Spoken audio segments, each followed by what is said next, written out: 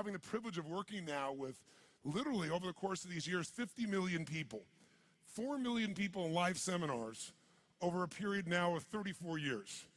And at this point, I'd have to be an idiot not to see there are patterns in human behavior around the world. That while all of us are totally unique as human beings, there are certain things that cause us to succeed and certain things that cause us to fail. There are certain things that will make you miserable in the middle of good times, and there are things that will make you feel extraordinary even when times are extremely tough. And once you know what those patterns are, and you learn how to take control of them, your whole life can change. I don't know if you've never met me before, you might think I'm Mr. Positive Thinking. I'm not. I'm not here today to come pump you up and say, go to your garden and chant, there's no weeds, there's no weeds, there's no weeds. I'm here to say, bullshit, there's weeds, let me show you where they are and let's pull them out. I'm very pragmatic about what does it take to make life work. But what I want you to know is, Australia, of all the places on the face of the earth, when I was talking to my client, he was saying, Tony, of all the places on earth, if there's one place you'd pick to have a great quality of life with your family that will weather the storm the best, it's Australia, by far. You guys are in the best place on earth to make it through this situation and take advantage of it. But the real secret is, whether you suffer or whether you succeed is not going to be based on the season. Some people freeze to death in the middle of the winter. Other people ski and snowboard. It really comes down to what are you going to do? So as I was coming here, I was thinking, what can I do to show you how to take advantage of the season? What can I do to show you how you can absolutely, doesn't matter what the season is a bad season financially a good or bad time to start a business? Tell me, which one? When the economy is toughest, is it a good or bad time to start a business? You tell me. Which one? Well, of course, that's what he expects me to say is good. But it's the truth. If you look at the Fortune 1000 companies around the world, 65% of them were started in a depression or a recession. The reason is they were started with somebody when all the competition was freaking out. Somebody could start like Apple Computers in the middle of a recession with selling their Volkswagen bus and coming out with some ideas because everybody else was scared and wasn't willing to do whatever it took. Disney started in the Depression, right? Fortune magazine started in a depression. How are you going to build your fortune in the middle of a depression? It's why they're one of the strongest companies in the magazine business, and a business that's pretty horrible for most people. If you look at Microsoft, it was a recession. You look at the best and most powerful companies, it's because they understood something that's really critical, and that is, don't ask it be easier, ask and make yourself better. If you get strong during the tough time, you'll dominate for the rest of your life. But what I think would be useful is maybe walk you through a tool that I've got that I've developed over the years to turn companies around.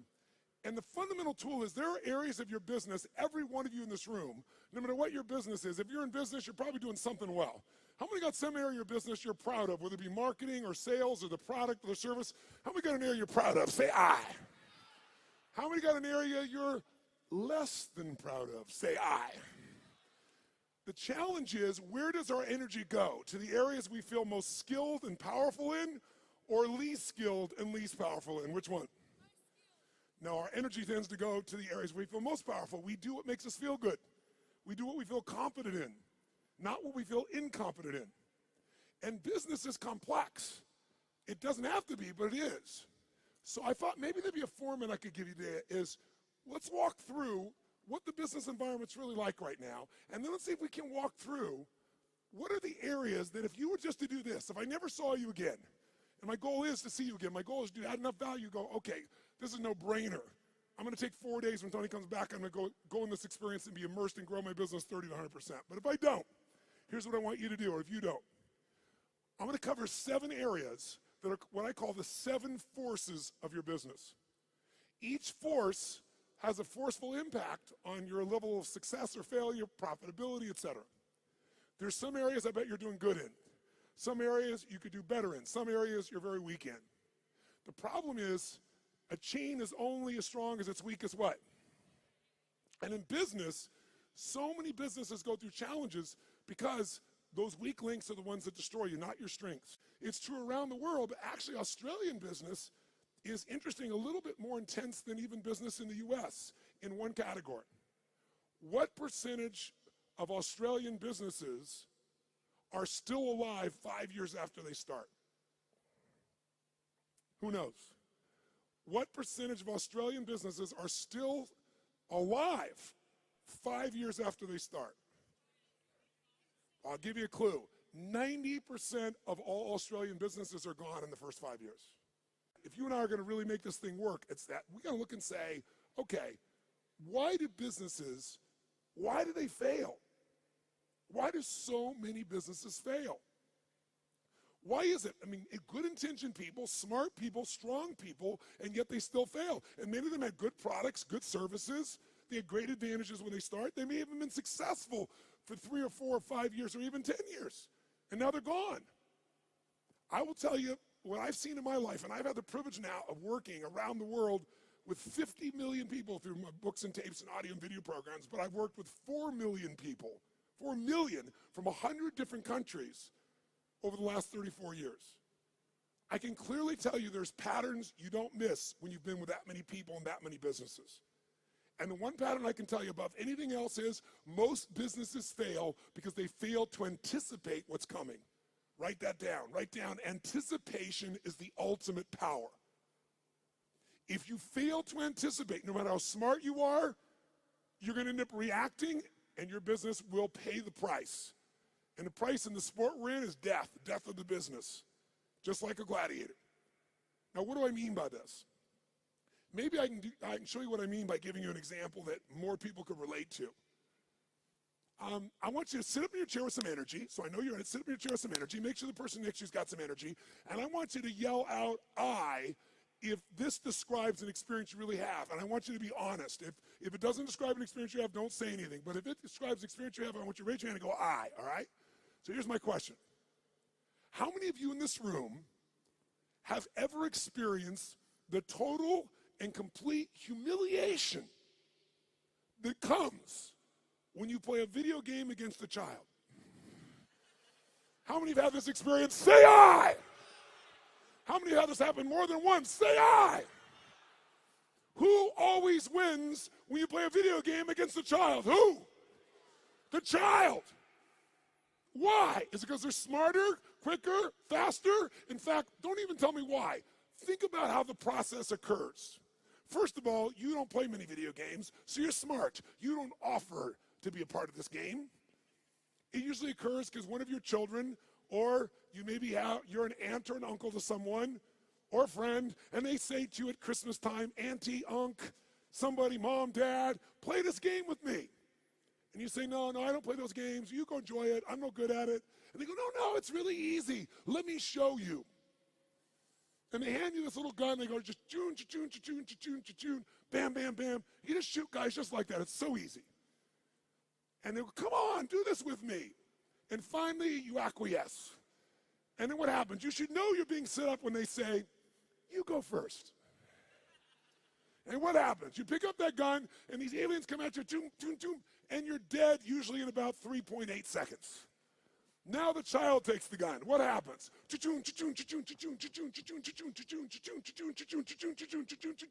And about 45 minutes later, you get your second turn. Who knows what I'm talking about here? Say I. Now you're pissed, right? You're like getting competitive. I'm not getting shot in 3 seconds. So now you're really focused, and you get shot in the back, and you're dead in 2 seconds.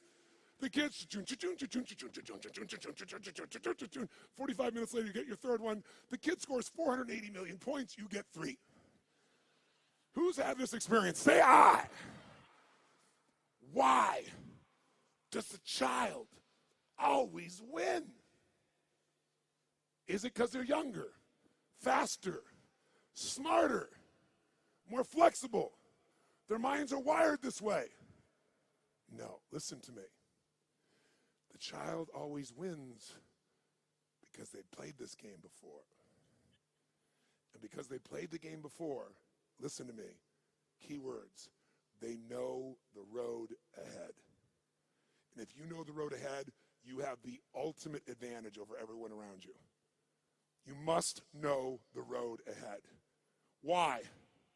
Because when you know the road ahead, you can anticipate. Write it down again. Anticipation is the ultimate advantage in business and in life. Anticipation, when you know the road ahead, you know what's coming. When you know what's coming, you can anticipate. When you can anticipate, What's the benefit of anticipation? When you anticipate, you're ahead of the game. If you're not anticipating, what do you have to do? React. And when you're in the game of business and you react, you're going to die. It's that simple. I don't care who you are. I don't care how long you've been in business. If you find yourself reacting, you're going to die. You're in business and you didn't anticipate some of the challenges coming up with technology, and all of a sudden it eats you up in a week, in a month. What you built 5, 10 years ago disappears. Who's seen this happen and knows what I'm talking about is real here? Say I. So we're talking about the most important skill of all here. Anticipation, because otherwise you're reacting. Why does the kid succeed? They played it so many times. Guess what they know when the game starts? First bad guy's here, second bad guy's here, third bad guy's here. They don't wait, they anticipate, and they take control. If there's one gift you could give yourself, it's to know this. Write this down if you would. The biggest chokehold in any business, is always the owner/leader. It's the owner-leader's psychology or skills. The biggest chokehold in any business is the owner-leader's psychology or skills. Your mindset, what eats you up is you don't know what's coming. You don't have the skill to handle what's coming because you don't know it. Or you're so beat up psychologically, emotionally, by what you've been through, you can't find the answer. So as a result, you end up with a story that limits you. You end up in a state that limits you.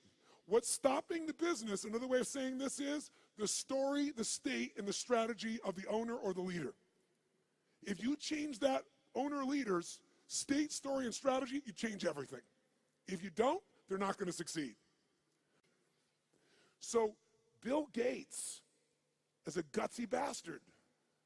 Bill Gates has a lot, the guy took big risks. He was at Harvard, had a great education set up, wasn't doing so good, but he read a magazine article about the first personal computer called the Altair.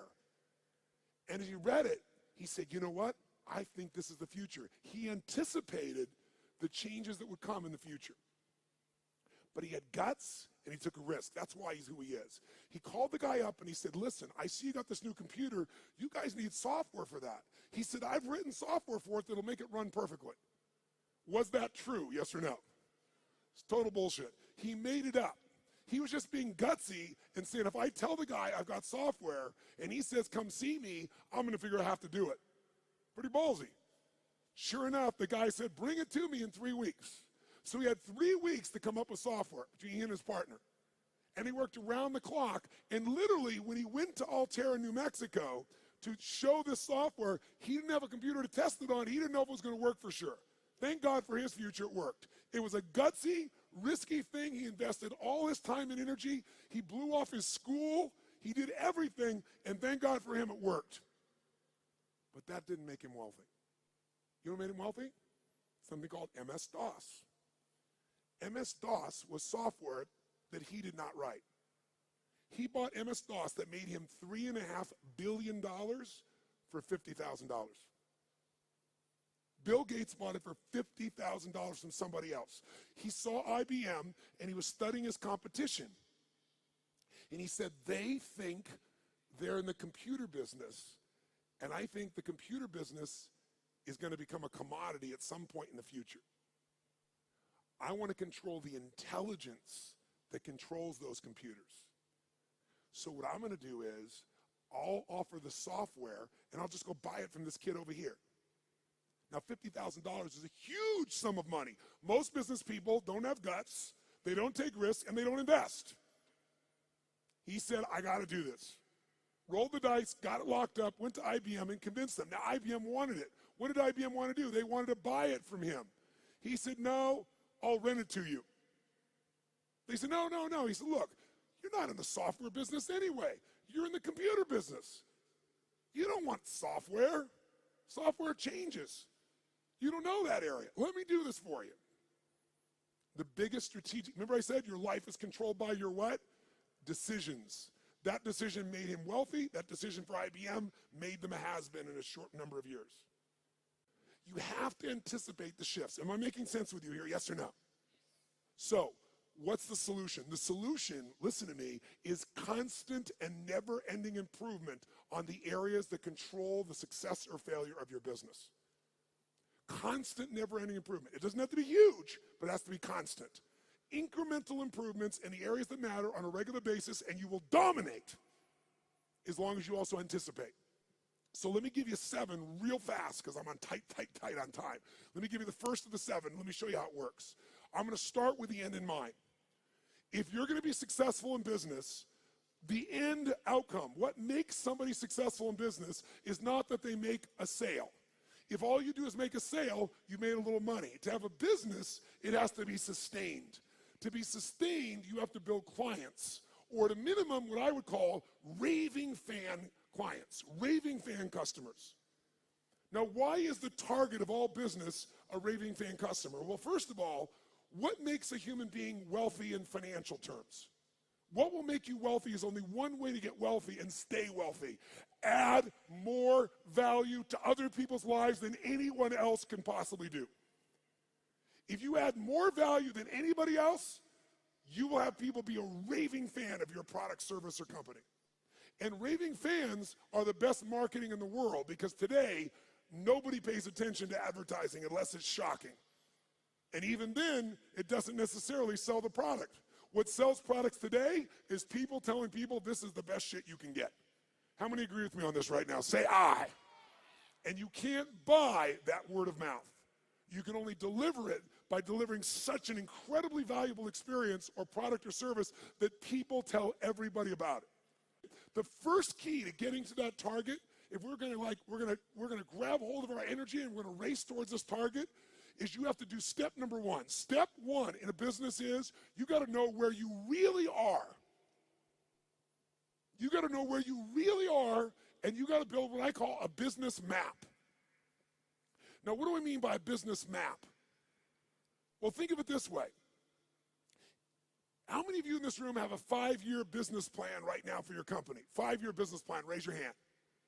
Now, a group of 9,000 people, I'm seeing maybe a dozen hands. The reason you're seeing a dozen hands is because even if you have to do a 5-year plan, it's bullshit. And I'm not being disrespectful. It's bullshit. Why is it bullshit? Everyone tell me. Why is a 5-year business plan in the world we live in today total bullshit? Why? Because the world is changing so fast, you have no clue what's going to be here in 5 years. You're kidding yourself. So what do you throw up your hands and just hope it works out well? That's a disaster too. What you need is a business map. A business map means you understand the territory. You understand what's happening, where it's happening, so as you're moving along, you can adjust with that map to get where you want to go as the environment changes. The way you frame what business you're in to yourself is the single biggest limit in your business, and I promise you it's limiting who you do business with as well. You know, if you ask Peter Drucker, one of the greatest business geniuses of all time, he used to say, there's really only one question, maybe 2 in business. His question is, what business are you in, and how's business? You must control the meaning within yourself, within your team, and then the way you market it. But you can't do that until you're crystal clear what business you're in. And every 7 weeks, you should be digging in deeper to what business you're in, or you'll ask a third question. What business do you need to be in? Because let me tell you something. You didn't experience in 2008 in Australia what the rest of the world did, but you're going to experience some of what the rest of the world has experienced coming soon. You're going to experience it in your real estate market, you're going to experience it in your shares market, and you're going to experience some unemployment on a much larger scale than what you guys are uncomfortable with right now. It's coming. I'm not here to be Mr. Positive, and I'm not being negative. I'm saying it's coming, so you want to take advantage of winter, not let it freeze you to death. And you can, because when everybody else is scared and hesitating, if you're doing the things I'm showing you, you will take their market share and you will dominate. Even if you're a little guy, you can become a big guy in this time. Because the time in which things change is tough times. That's when little guys become big guys. Because the big guys are doing the same boring shit over and over again and they're not flexible. But I got to tell you something. In order to succeed in your business, you got to fall in love with your clients and not with your products and services. But here's the other question. What stage of the life cycle of a business are you in? Listen to me. This understanding is the most important understanding of all, and I can't give it to you all here. I take a day on this. When I say I give people $1 million guarantee, the reason I'm giving that $1 million guarantee and no one ever takes me up on it, I mean, I think 2 times in 3 years someone's taken me up on it. And when they did, I've been glad because I didn't want a stupid person in my seminar. I was like, if you can't see this is going to save you $1 million or make you $1 million, you shouldn't be in here, right? I'm happy to refund your money. Is this material. And this material is understanding the life stage of a business. See, businesses have life cycles just like humans do. So watch this for a second. Which can get into more trouble, an infant or a toddler? Quick, nice and loud. Which one? Nice and loud. Which one? Why? Because the toddler's more mobile. They can go, what does this rock taste like? Right? Which one could get more in trouble, a toddler or a teenager? That's right. Tell me, if you give your car to a teenager and you say, drive it never above the speed limit, what can you promise and guarantee they're going to do? Are they going to speed, yes or no? And the worst thing that can happen is they get away with it. Let me explain what I mean. Businesses have stages of development. What do they tell you is the most important thing to business? The power of anticipation. What if there was a way to know in advance what problems you were going to have in your business before they happened? You knew exactly what they were, how they were going to happen, and what to do to prevent them right now, no matter what stage you're in. How many think that'd be worth its weight in gold? Raise your right hand and say, aye. That's what happens when you understand the stage. Let's go to number 2. The second key force of business that you got to be working on is constant strategic innovation. Now, what the hell does that mean? Sounds so complex. Strategic innovation. Notice I didn't just say innovate. You can innovate, and it may not make a difference. And innovation takes time, energy, and money. It's got to be innovation the customer cares about. Let's go back to Peter Drucker for a moment. Peter Drucker has always said that the core of all business is only 2 things. If a business is successful, these 2 things are its core: innovation and marketing. Everybody else in your company is employed by the people who innovate and market for your company. Because without them, there is no company. Now, what does innovation mean? It means finding a way to meet people's what? Needs. It means finding a way to add more what? Than anybody else is adding. But listen to me. And maybe this will help you understand innovation in a different way. People say, but I am meeting their needs and my customers are really happy, so why innovate? Because it's called innovate or die in the world we live in. Let me explain why. How often does Apple Computer, even though they're the best, find a way to innovate again? How often can you count on it? Is it consistent, yes or no? Every year, sometimes multiple times in a year. Isn't it true? That's why they're number 1. So what you have to do is you can't just meet your needs. You got to meet their needs in a new way. Meet the needs even more. Add more value, but do it in a new way. That's how you have raving fan clients. It's not enough to meet their needs. It's not enough to add more value. Got to do it in new ways all the time. It makes it sexy. It makes it mysterious. It makes it interesting. It makes them want to engage you. It gets them to tell everybody else about the new thing you're doing. Okay? Now, let's go to number 3 real fast. I'm going to have to kick this in gear to catch up. So number 3 is, if you, what was it that we said, Drucker said? All business is 2 things, innovation and what? Come on, guys, innovation and marketing. Answer this question for me. Does the best product or service always win? Yes or no? Nice and loud, yes or no? Which company always wins? McDonald's? Where does that shit come from? No, the best marketed product or service. For better or worse, and let's use McDonald's, okay, ma'am? That's a good example. Tell me something. Perfect example. Does McDonald's make the best tasting hamburger in the world? Notice we got a universal 9,000 person response. No. Is it the tastiest? Is it the best quality? Yes or no? But it is the best what? Marketed, as you would say, marketed in the world. I call it marketed. The point of the matter is, this company understands marketing, and even though they have a shit product, they got billions and billions and billions of people to eat that shit. Now, here's the problem with marketing today, and it's a significant problem. I want you to think about this. Does anybody know how many marketing messages the average person had to see 15 years ago, how many messages before they would start to seek you out to consider buying your product, where they would do something active to seek out your product. Does anybody know? 15 years ago, how many times did they have to see a message from you on average if you had a quality ad? The answer is 4. 15 years ago. Does anybody know what the number is today? 16. Now, what do you think that's done to companies' profitabilities? Add value. Does this make sense? Become an education marketer, become someone that does value, because then you become the valued expert, not a stupid salesperson. Because you're giving me something, and if you give me something, I want to give you something. I'd love to give you my business if you're going to give me something, but if you're just going to advertise, screw you. Raise your hand if you follow this. Say I.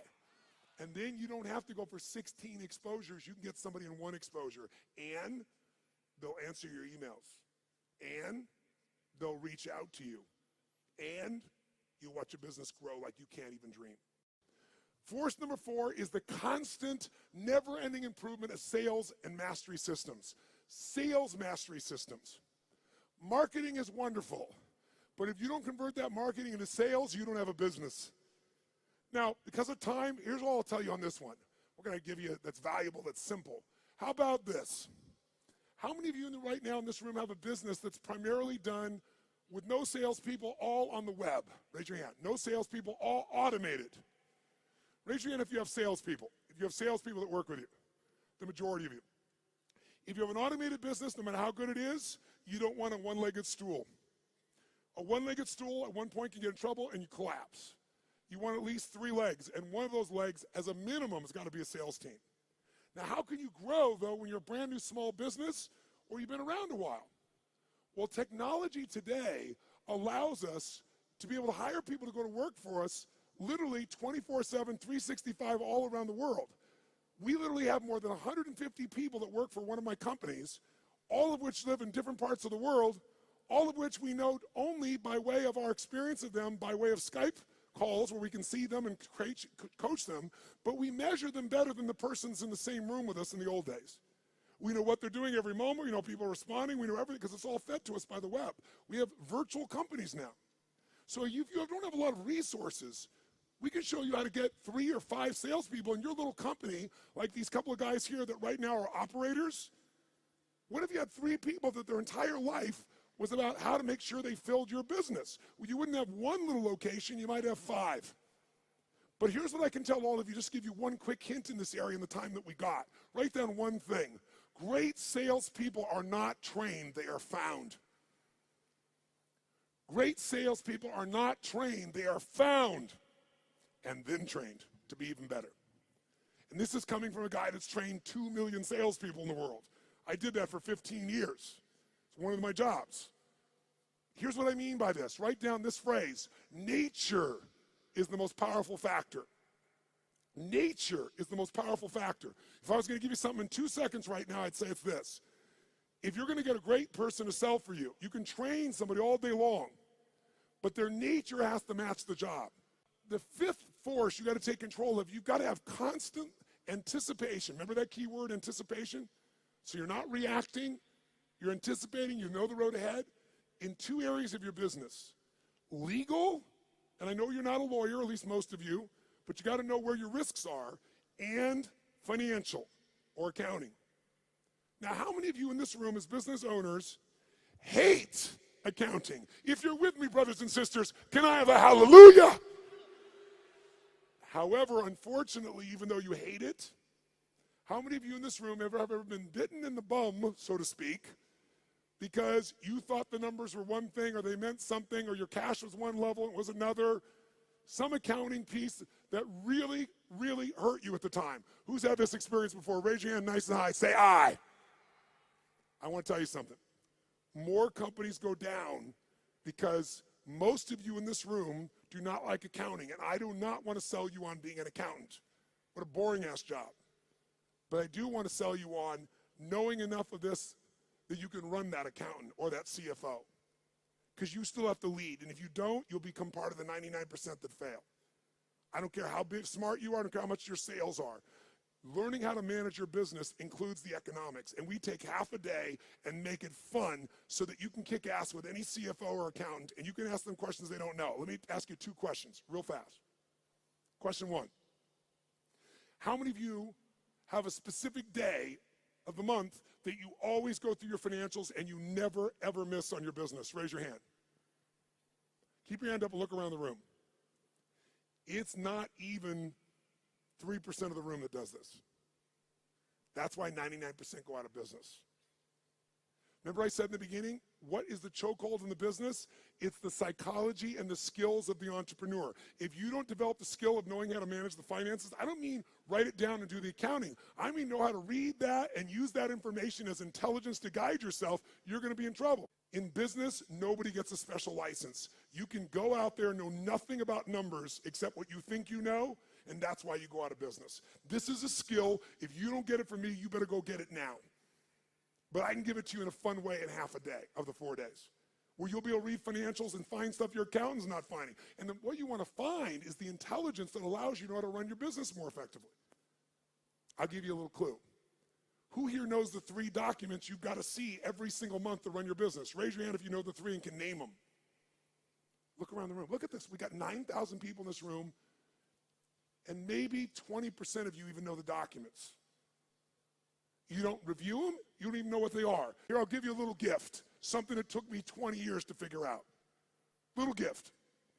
If you got a business that has a 20% margin of net profit, and most of you probably have a margin less than that, some of you maybe more than that.